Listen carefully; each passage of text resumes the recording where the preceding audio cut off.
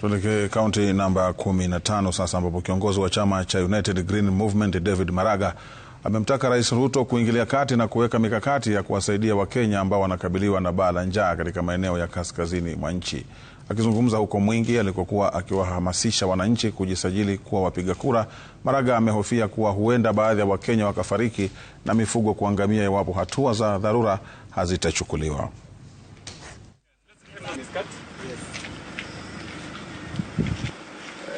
Tell them in Kikamba.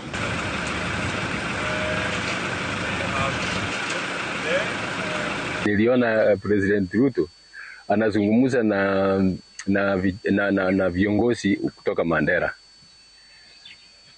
Anawaambia wafanye mpango ya kusaidia wananchi shauri ya hii ukame.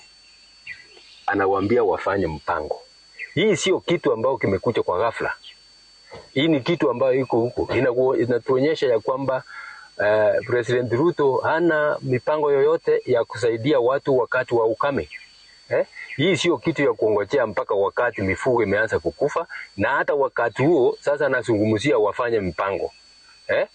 Kitambo wamalize hiyo mipango, mifugo itakuwa imekufa. The president has no reality on the ground. He's talking about Singapore. Singapore, which is a mirage, and you don't even talk of Singapore when your people are dying of hunger, when your people are losing their livestock, the only means of livelihood.